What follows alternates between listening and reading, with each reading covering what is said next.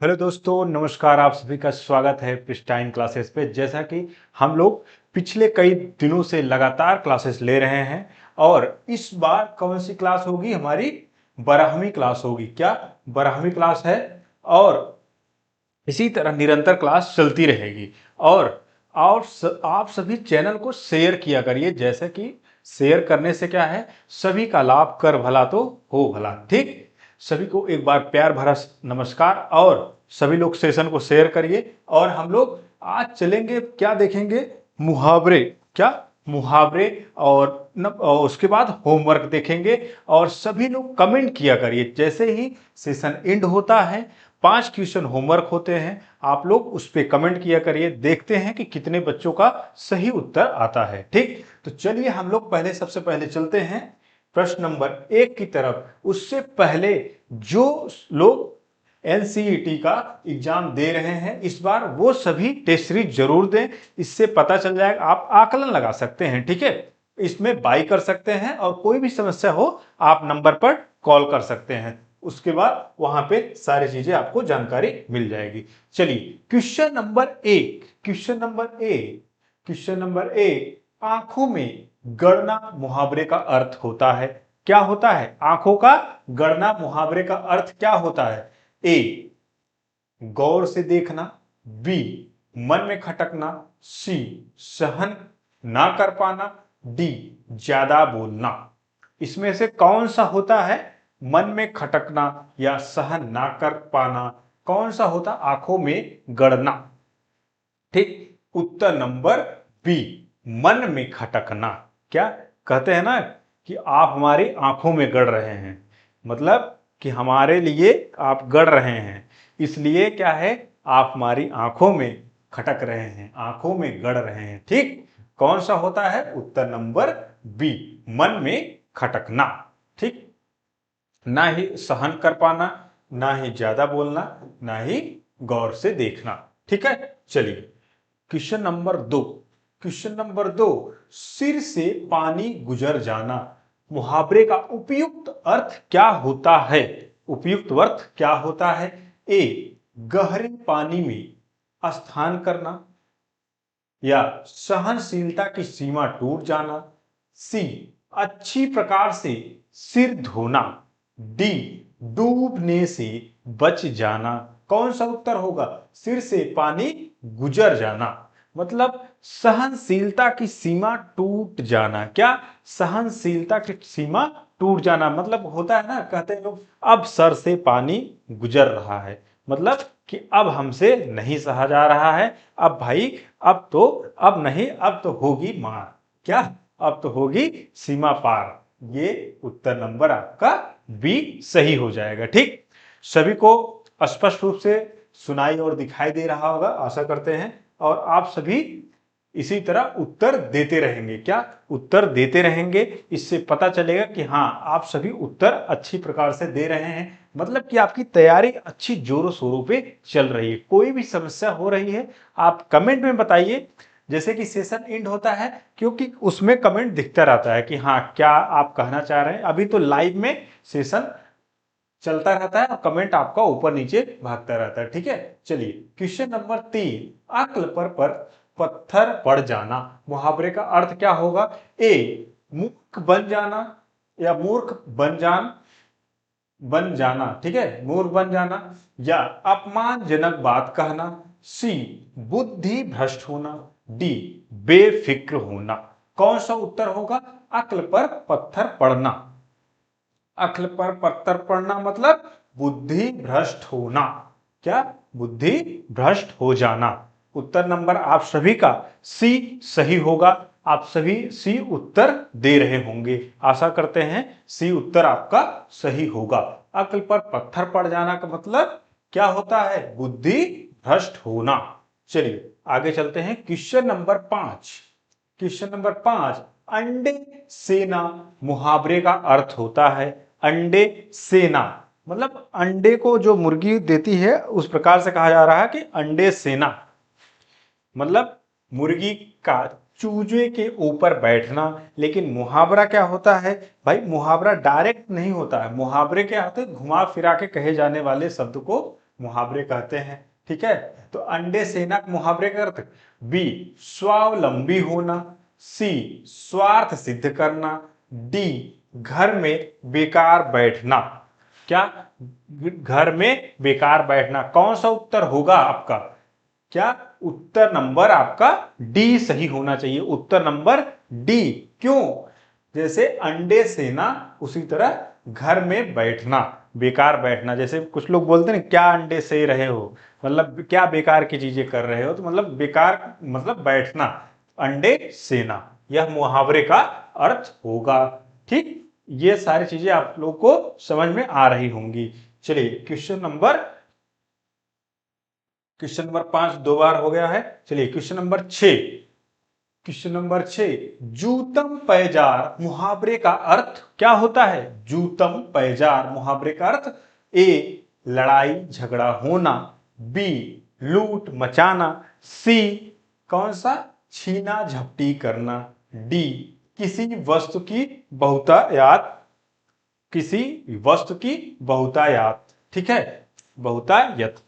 जूतम पैजार मुहावरे का अर्थ क्या होगा? आप सभी कमेंट जोरदार एक बार देंगे, उसके बाद हमें पता चलेगा आप सभी की तैयारी अच्छी चल रही है। ठीक है, चलिए इसका क्या होगा? 6 का सभी को उत्तर आ रही होगी।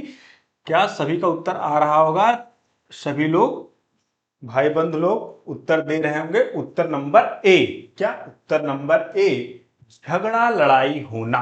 क्या झगड़ा लड़ाई होना, यह उत्तर नंबर ए 6 का होगा। ना ही लूट मचाना, ना ही छीना झपटी करना, और ना ही किसी वस्तु की बहुतायत होना। ठीक है, चलिए क्वेश्चन नंबर 7 की ओर हम लोग बढ़ते हैं। इसी तरह निरंतर हम लोग क्लास लेते रहेंगे और आप सभी के लिए एक मैराथन, और उसके बाद हम लोग वन शॉट भी वीडियो ला रहे हैं। क्या वन शॉट?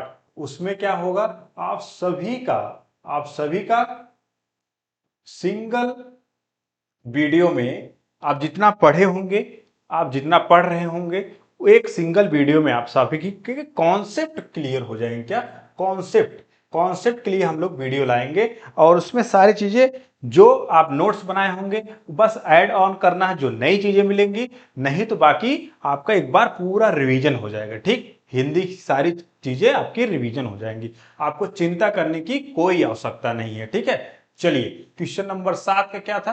अकेला चना भार नहीं फोड़ता है। अकेला चना भार नहीं फोड़ता है, मतलब ए एक चना किसी काम का नहीं, बी एक चना शक्तिहीन होता है, सी अकेला व्यक्ति शक्तिशाली नहीं होता है, डी एक चने से भूख नहीं मिटती है। ठीक, एक चने से भूख नहीं मिटती। आशा करते हैं आप सभी इस प्रश्न का उत्तर दे रहे होंगे। ठीक है, चलिए इसमें क्या होता है, जैसे कि अकेला चना भार नहीं फोड़ता, मतलब कहते हैं ना अकेले आप कुछ नहीं कर पाएंगे जब तक एक यूनिटी में नहीं चलेंगे। क्या यूनिटी बोले तो आपको एक साथ, अकेला व्यक्ति शक्तिशाली नहीं होता है, उसके लिए आपको एक यूनिटी बनाना पड़ेगा। अगर किसी के लिए लड़ाई करना है तो अकेले भाड़ नहीं फोड़ना है, उसमें क्या होता है, यूनिटी की बहुत बड़ी भूमिका होती है। ठीक, चलिए क्वेश्चन नंबर 8, पौबारा होना मुहावरे का अर्थ क्या होता है? ए बसंत ऋतु का आगमन, सी भाग जाना, और बी भाग जाना, सी अत्यधिक लाभ लेना, डी वर्षा भर काम करना, डी वर्षा भर काम करना। मतलब पौबारा होना, अत्यधिक लाभ लेना। क्या अत्यधिक लाभ लेना? आपका उत्तर नंबर सी सही हो जाएगा। ना ही बसंत ऋतु आगमन, ना ही भाग जाना, ना ही डी वर्ष भर काम करना। उत्तर नंबर आपका सी होगा, अत्यधिक लाभ लेना। क्या अत्यधिक लाभ लेना। ठीक है, आप सभी अच्छा उत्तर दे रहे होंगे, उत्तर नंबर सी। चलिए क्वेश्चन नंबर 9, बाज क्या जाने प्रसव की पीड़ा का अर्थ क्या होता है? बाज क्या जाने प्रसव की पीड़ा का अर्थ क्या होता है? ए दूसरों का दुख दर्द नहीं समझना, बी सहानुभूति नहीं दिखाना, सी संतानहीन होना, डी जिस पर वो बीतती है वही जानता है। आप बाँझ क्या जाने प्रसव की पीड़ा, मतलब जो जिसके बच्चे नहीं होते हैं वह क्या जाने बच्चे का पैदा होने का पीड़ा, मतलब इस वाक्य का अर्थ यही होता है। तो यह कहां पे है, ऐसी बातें, इस मुहावरे का अर्थ कहां पर प्रतीत होता है? उत्तर नंबर, दूसरों का दुख दर्द नहीं समझना, ये भी कुछ हद तक सही होता है। सहानुभूति नहीं दिखाना, ये गलत होगा। संतानहीन होना, और जिस पर बीतती वही जानता, उचित अर्थ आपका यही होगा। क्या? जिस पर बीतती है वही जानता है। उत्तर नंबर डी। ठीक, उत्तर नंबर डी आपका, बाकी तीनों गलत होंगे। ठीक है, उत्तर नंबर डी सही होगा। क्वेश्चन नंबर 10 तक हम लोग पहुंच चुके हैं। क्वेश्चन नंबर 10 का क्या होगा? कान का कच्चा होना मुहावरे का अर्थ है ए बहरा होना, ए बहरा होना, और बी सुनी सुनाई बातों पर विश्वास करना, सी सभी पर अविश्वास करना, डी कम सुनाई देना। कम सुनाई देना। कान कच्चा होना का मुहावरे का अर्थ क्या होता है? आप सभी उत्तर देंगे एक बार तेजी के साथ, उसके बाद हम इसे बताते हैं। ठीक है, क्या होता है? देखिए, ना तो बहरा होना, ना ही सुनी सुनाई बातों पर विश्वास करना, या कौन सा होता है? कौन सा होता है? सुनी सुनाई बातों पर विश्वास करना। यही आपका उत्तर नंबर बी सही हो जाएगा। क्या? उत्तर नंबर बी सही हो जाएगा, बाकी सब आपके गलत होंगे। ठीक, कान का कच्चा होना मतलब सुनी सुनाई बातों पर विश्वास करना। ठीक, विश्वास करना, यह उत्तर नंबर बी आपका सही होगा। ठीक है, जितने लोग का बी उत्तर आ रहा है उनका सबका सही होगा। ठीक, चलिए आगे बढ़ते हैं हम लोग। क्वेश्चन नंबर 11, घुटने टेकना। घुटने टेकना, जैसे कहते हैं ना कि हम तुम्हें घुटने टिकवा के रहेंगे। ठीक, क्या? घुटने टिकवा के ही रहेंगे। तो मतलब घुटने टेकने का मुहावरा का अर्थ क्या होता है? ए छूटने में दर्द होना, सी हार मान लेना, जैसे कि इसमें सीक्वेंस चेंज हुआ है। ठीक है, बी दुखी होना, डी विजय प्राप्त कर लेना। ठीक, इसमें कौन सा होता है? उत्तर नंबर सी, जो क्या है? हार मान लेता है, मतलब घुटने टेक दिया। ठीक है, ये इसका उत्तर होता है। ठीक है, उत्तर नंबर, चलिए क्वेश्चन नंबर 12, खिचड़ी पकाना। क्या कहते हैं ना भाई, क्यों खिचड़ी पका रहा है, क्यों दिमाग का दही कर रहा है, क्यों खिचड़ी पका रहा है, ऐसे कुछ लोग बोलते हैं ना। तो इसका अर्थ होता है भोजन बनाना, ए बी चावल दाल मिलाकर बनाना, सी किसी षड्यंत्र की तैयारी करना, डी किसी के लिए खाना पकाना। तो खिचड़ी पकाना मतलब किसी षड्यंत्र की तैयारी करना। उत्तर नंबर आपका सी सही होगा। कितने लोग का उत्तर नंबर सी आ रहा है? जितने लोग का उत्तर नंबर सी आ रहा है उन सभी भाइयों का सही उत्तर सी है। चलिए, आप सभी का उत्तर नंबर सी सही आ रहा है, और आगे बढ़ते हैं हम लोग। क्वेश्चन नंबर 13, नीम हकीम खतरे जान का अर्थ है। नीम हकीम खतरे जान का अर्थ है। अच्छा हाँ, सभी लोग आप लोग टेंशन मत लीजिए, आपका एकदम मैराथन हम लोग लेके आ रहे हैं। क्या? मैराथन लेके आ रहे हैं, और बड़ी ही शानदार मैराथन होगा। आप सभी को बहुत मजा आने वाला है। हम लोग शेड्यूल सारी चीजें कर रहे होंगे, और बाकी अभी क्या है, ये सारी जैसे ही एंड होते हैं एमसीक्यू मैराथन हम लोग अगले संडे तक हम लोग लाने वाले हैं। ठीक, चलिए, ए अल्प ज्ञान हानिकारक होता है, बी नीम के कड़वेपन का ज्ञान होना, सी नीम का प्रयोग हकीम द्वारा करना, डी उक्त में से कोई नहीं। नीम हकीम खतरे जान का अर्थ होता है। आप सभी लोग इसका उत्तर बताने का प्रयास कीजिए, उसके बाद हम लोग बताते हैं इसका 13 का। नीम हकीम खतरे जान का अर्थ होता है, जैसे अल्प ज्ञान हानिकारक होता है। ये उत्तर नंबर आपका ए सही हो जाएगा, बाकी गलत उत्तर होंगे। नीम के कड़वेपन का ज्ञान होना ये भी गलत है, नीम का प्रयोग हकीम द्वारा करना ये भी गलत होगा, और इनमें से कोई नहीं, ये भी गलत हो जाएगा। ठीक, चलिए 14, पौ 12 होना, मुहावरे का अर्थ, सही अर्थ क्या है? ए, सब तरह की सुख सुविधाओं का होना, बी, उपद्रव करना, सी, पलायन कर जाना, डी, प्रयासरत करना। इसमें कौन सा आपका पौ 12 होने मुहावरे का सही अर्थ कौन सा होगा? आप सभी एक बार प्रयास कीजिए, उसके बाद हम इसको बताते हैं। ठीक है, 14 का कौन सा उत्तर सही होगा? पौ 12 होना। पौ 12 होना मतलब उपद्रव करना, बिल्कुल नहीं। पलायन कर जाना, बिल्कुल नहीं। प्रयासरत करना, ये भी सही नहीं। सब्र की तरह सुख सुविधाओं का होना, मतलब पौ 12 होना। ठीक, उत्तर नंबर ए सही होगा। जिन भाइयों का उत्तर नंबर ए आ रहा है उन सभी का सही है। ठीक है, चलिए क्वेश्चन नंबर 15, सब्ज बाग दिखाना। सब्ज बाग दिखाने का अर्थ है, ए, बाग में घूमने जाना, बी, साग सब्जी पैदा करना, सी, प्रलोभन देना, डी, भयभीत करना। डी, भयभीत करना। क्या होगा? डी, भयभीत करना। इसमें से कौन सा उत्तर होगा? कौन सा उत्तर होगा? ए, बाग में घूमना, ये भी नहीं है। साग सब्जी पैदा करना, ये भी नहीं है। सब्ज बाग दिखाना मतलब प्रलोभन देना। 15 का सी सही उत्तर होगा, डी ये भी नहीं है। ठीक है, 15 का सी, प्रलोभन देना। ठीक, चलिए आगे हम लोग देखते हैं क्वेश्चन नंबर 16, खुदा गंजे का नाखून न दे, लोकोक्ति का अर्थ आपका अभिप्राय होगा कौन सा? ए, छोटे आदमी का प्रेम अस्थिर होता है, छोटे आदमी का प्रेम अस्थिर होता है। बी, लज्जित होकर दूसरे पर क्रोध न निकालें।